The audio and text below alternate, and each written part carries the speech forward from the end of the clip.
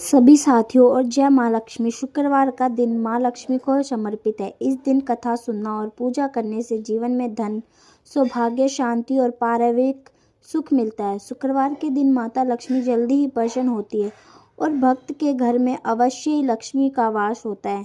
और हाँ, वीडियो के बिल्कुल अंत तक माँ लक्ष्मी जगत जननी की महत्वपूर्ण दिव्य वाणी दी गई है। प्रिय साथी, कथा के अंत तक अवश्य सुने। भारतवर्ष की पावन भूमि पर जहाँ हर कंकड़ में शंकर और हर झरने में गंगा बहती है, वहीं एक छोटा सा गांव था शांतिपुर नाम का। वहाँ शांति रहती थी, पर कुछ हृदय भी भीषण शांति के निवास करते थे। जहाँ एक और कुछ घर समृद्धि की आभा से जगमगाते थे, वहीं दूसरी ओर कई झोपड़ियाँ गरीबों के अभाव से रहस्य छाया में डूबी रहती थी। इन्हीं झोपड़ियों में से एक में रहता था माधव, अपनी धर्म प्राण पत्नी और दोनों छोटे बच्चों के साथ। माधव दिन भर खेतों में खून पसीना बहाना, मजदूरी करना और फिर भी 2 वक्त की रोटी के लिए तरसना। उसके पास कुछ भी नहीं था कहने को, ना कोई जमीन का टुकड़ा, ना कोई जमा पूंजी। बस थी तो एक टूटी फूटी झोपड़ी और कुछ पुराने वस्त्र। परंतु इन सब के बावजूद भी माधव के पास एक अमूल्य धन था, उसकी अटूट श्रद्धा और आगग विश्वास, जो उसे हर दुख हरा भाव में मुस्कुराना सिखाता था। उसकी आंखों में कभी शिकायत का भाव नहीं आता था, होठों पर कभी कटु वचन नहीं आते थे, केवल ईश्वर के प्रति समर्पण और संतोष ही झलकता था। माधव प्रति शुक्रवार माँ लक्ष्मी का व्रत रखता। यह व्रत उसके लिए कई दिखावा नहीं था, बल्कि उसके हृदय की गहरी आस्था का प्रतीक था।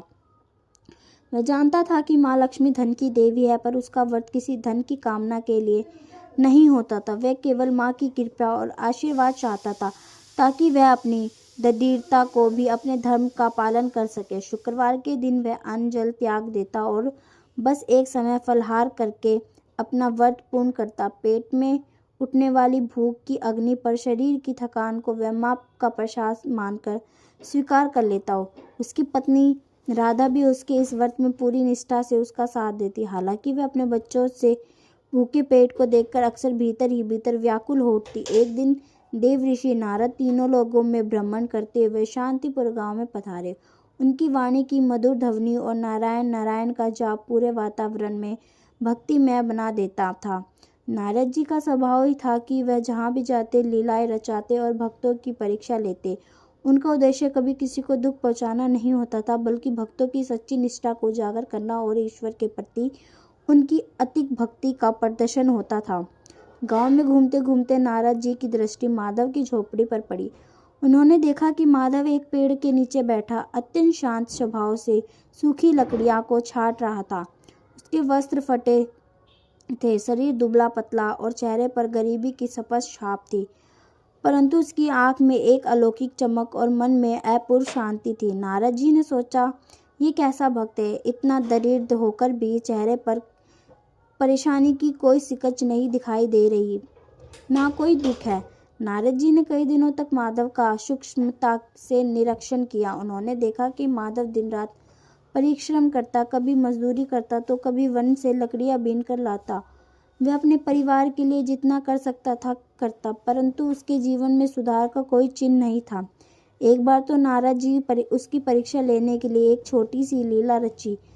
उन्होंने माधव के खेत में, जहां उसने थोड़ी सी फसल बो रखी थी, एक रात ऐसा जादू किया कि सुबह होते ही वह सारे फसल सूख गए। माधव ने जब अपनी सूखी फसल देखी तो उसकी पत्नी और बच्चे रोने लगे। अब हम क्या खाएंगे, क्या होगा हमारा? पर माधव ने गहरी सांस ली और आकाश की ओर देखा और बोला, ईश्वर की इच्छा जो प्रभु को मंजूर हो वही अवश्य ही इसमें भी हमारा कुछ भला ही होगा। हिम्मत मत हारो, हमें फिर से मेहनत करनी होगी। उसके चेहरे पर एक ही सिकन नहीं थी, एक ही शिकायत नहीं थी। नारद जी आश्चर्यचकित रह गए। यह तो अद्भुत है, उन्होंने मन ही मन कहा। नारद जी ने सोचा, शायद ये मेरे सामने कुछ कहने से डरता हो। उन्होंने एक वृद्ध साधु का वेश धारण किया और माधव के पास पहुंचे। पुत्र, तुम्हारी झोपड़ी देखकर लगता है कि तुम बड़े कष्ट में हो। क्या तुम किसी वस्तु का अभाव नहीं खलता? क्या तुम ईश्वर से कुछ नहीं मांगते? नारद जी के कृत्रिम करुणा से पूछा। माधव ने मुस्कुराते हुए कहा, साधु महाराज, अभाव तो बहुत है, पर मांग कैसा? प्रभु ने यह जीवन दिया है, सांसें दी है तो 2 हाथ पैर दिए हैं, उनकी ही कृपा से तो मैं दिन भर परिश्रम करता हूँ और जो मिल जाता है उसमें संतोष कर लेता हूँ। मांगने वाला तो अपनी इच्छाओं का दास होता है और मैं प्रभु का दास बनना चाहता हूँ। परंतु लक्ष्मी तो धन की देवी है, क्या तुम उनसे अपने कष्ट दूर करने की प्रार्थना नहीं करते? नारद जी ने जोर दिया। माधव ने अपनी आंखों में एक गहन भाव लेते हुए कहा, महाराज, माँ लक्ष्मी तो जगत जननी है। वह स्वयं जानती है कि मेरे लिए क्या उचित है क्या नहीं।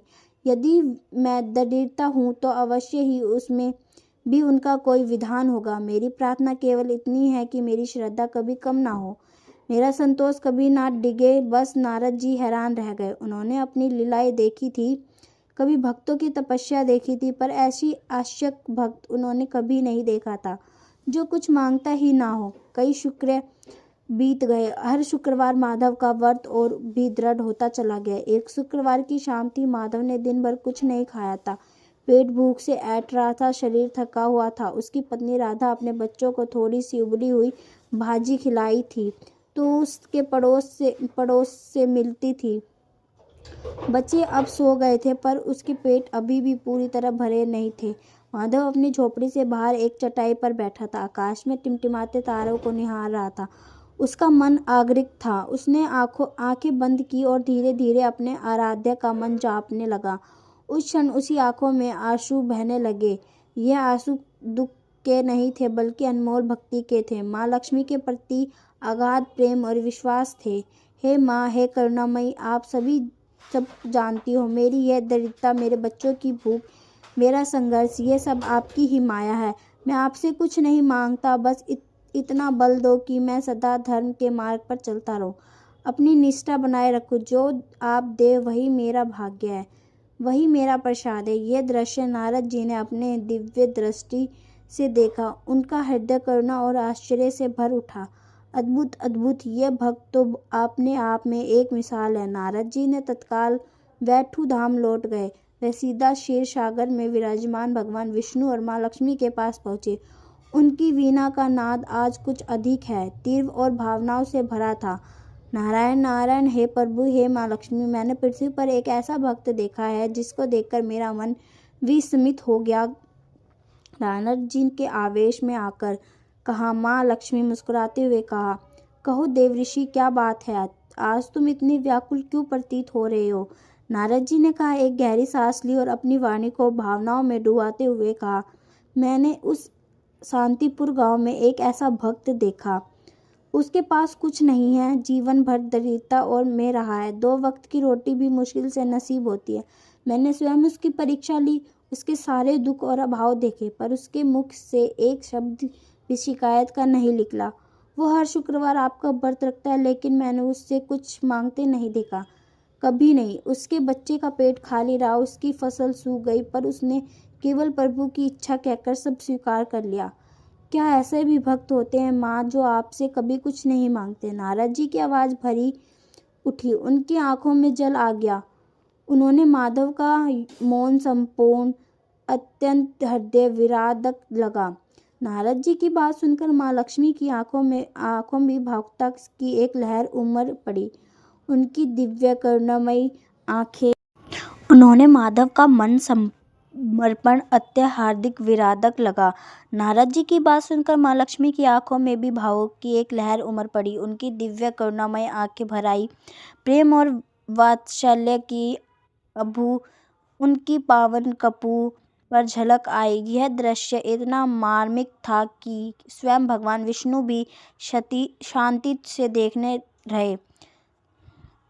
माँ लक्ष्मी के अत्यंत कोमल परंतु दृढ़ स्वर में कहा, नारद, तुमने सत्य ही कहा। जो कुछ नहीं मांगता वही तो मेरा सबसे बड़ा अधिकार ही होता है।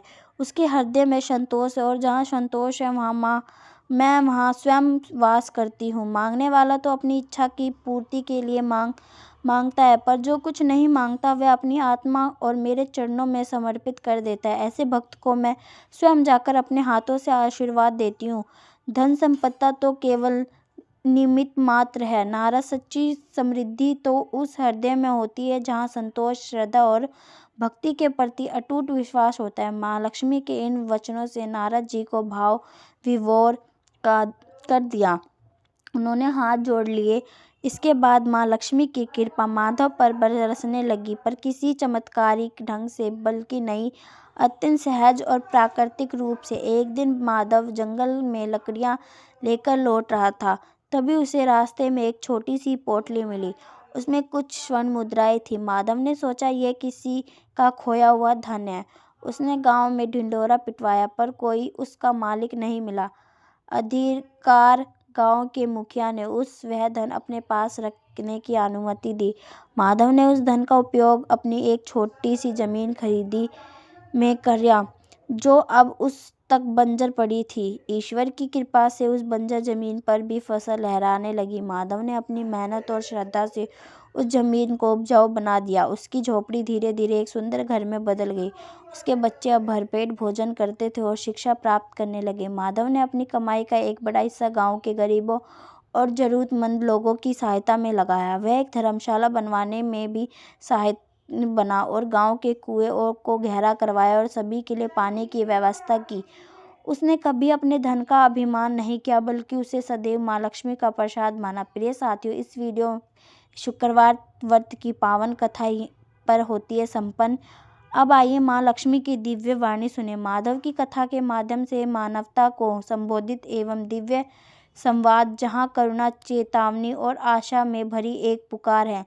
माँ लक्ष्मी हूँ जगत की जननी है। मानव है, घोर कलयुग के मनुष्य है, कांपते हुए हृदय के जीवित प्राणी है, साधक है, भटकते हुए आत्मा। आज मैं स्वयं अपने मौन को तोड़ रही हूँ। आज मैं आपके आंचल से आशीर्वाद नहीं, सत्य की आग बरसने आई हूँ, क्योंकि तुम मुझे समझा नहीं, तुमने मुझे पहचाना नहीं, तुमने मुझे केवल धन समझ लिया। और जब मैं माँ को ही गलत समझ लिया जाए तो संतान का पतन निश्चित होता है। मार कर के है मनुष्य सुन, जब जब तूने मुझे पुकारा, तूने क्या कहा? माँ धन दे दो, माँ सुख दे दो, माँ वैभव दे दो, माँ दूसरों से बड़ा बना दो, पर कभी यह नहीं कहा माँ मुझे संतोष दे दो, माँ मुझे श्रद्धा दे दो, माँ मुझे धर्म पर टिके रहने की शक्ति दे दो। बताओ ऐसी संतान पर माँ कैसे प्रसन्न हो।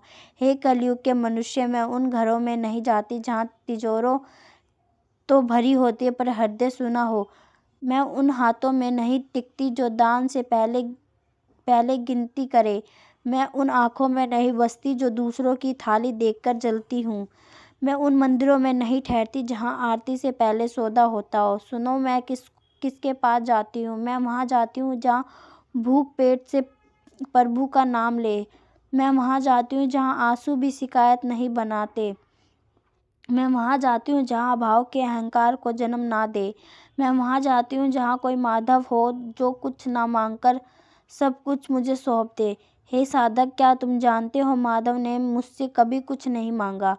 उसने कभी कहा ही नहीं, माँ मेरी झोपड़ी तोड़ दे, माँ मेरी गरीबी मिटा दे। उसने बस इतना कहा, मेरी श्रद्धा मत छीनना, मेरा संतोष मत तोड़ना। और हाँ माधव, जिस दिन कोई तुमसे कुछ नहीं मांगता, उस दिन मैं स्वयं देने दौड़ पड़ती हूँ। जीवित प्राणी तुम कहते हो माँ लक्ष्मी किसी के पास नहीं रुकती। नहीं मनुष्य, तुम खुद उसे रोक नहीं पाते। तुम्हारे घर में सुबह झूठ जगाता है और दोपहर लालच खाता है, शाम ईर्ष्या सोती है, रात अहंकार पहरा देता है। बताओ ऐसे घर में मैं अपने चरणों को कैसे रखूं? चेतावनी सुने, मेरी चेतावनी है मनुष्य, यदि तुमने मुझे केवल धन समझा है तो तुझे खाली हाथ छोड़ दूंगी। यदि तूने धर्म को छोड़ अधर्म से मुझसे पाना चाहा तो तुझे भीतर से ही दरिद्र कर दूंगी। यदि तूने गरीबी का हक छीना, कमजोर का शोषण किया, तो याद रखना मैं तुझे देकर भी छीन लूंगी, क्योंकि मैं न्याय की माँ हूँ। देन सौदे की सोच नहीं और रोते नहीं। साधक, तू सोचता है मेरी पूजा व्यर्थ है, मेरे व्रत निष्फल है।